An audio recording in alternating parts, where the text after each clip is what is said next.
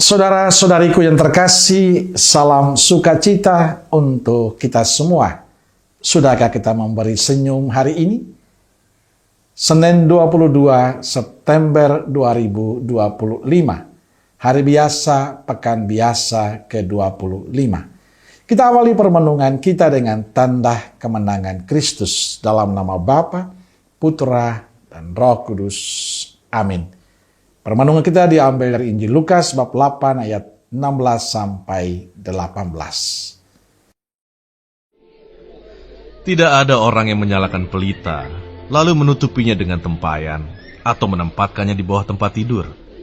Tetapi ia menempatkannya di atas kaki dian, supaya semua orang yang masuk ke dalam rumah dapat melihat cahayanya.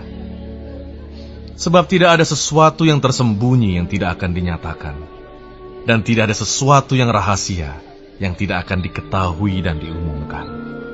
Karena itu, perhatikanlah cara kamu mendengar. Karena siapa yang mempunyai, kepadanya akan diberi. Tetapi siapa yang tidak mempunyai, daripadanya akan diambil juga apa yang ia anggap ada padanya.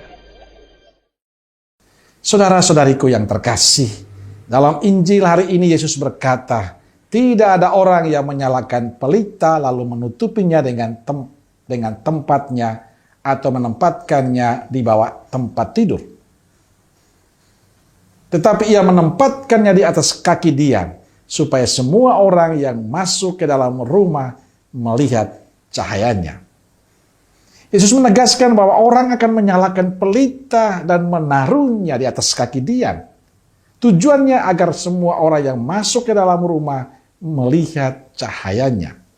Cahaya lampu itu akan bermanfaat bagi semua orang. Yesus menegaskan bahwa para murid adalah bagian dari cahaya itu. Cahaya yang menghadirkan berkat. Cahaya yang menghadirkan sukacita, kegembiraan bagi orang lain. Karena itu mereka hendaknya terus bercahaya. Bagi kita sebagai pengikutnya, perumpamaan ini menjadi suatu hal yang penting.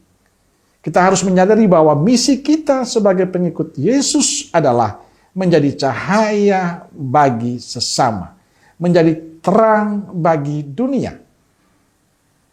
Kita harus menjadi terang bagi keluarga, komunitas kita. Supaya kita tetap menjadi cahaya, menjadi terang itu, pertama, selalu dekat dengan Tuhan.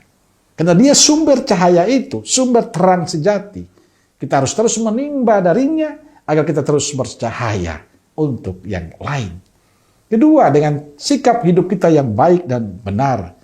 Itulah yang perlu kita lakukan setiap saat dalam kehidupan kita.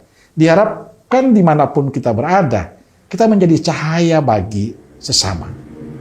Maka marilah kita berusaha untuk menyalakan cahaya kebaikan dan kebenaran kita kemanapun dan dimanapun kita diutus. Sebab kita dipanggil untuk terus menghadirkan terang itu. Menghadirkan terang damai, terang sukacita untuk siapapun. Apapun profesi kita, apapun jabatan kita, tetaplah menjadi terang dan pembawa damai bagi semua orang. Itu tugas kita sebagai murid Kristus.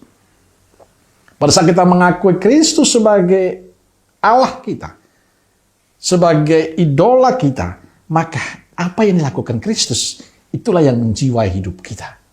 Maka jangan padamkan cahaya kebaikan Tuhan yang ada dalam diri kita. Jangan pernah padamkan cahaya kebaikan kita sebagai murid Kristus. Tetaplah bercahaya dimanapun kita berada. Amin.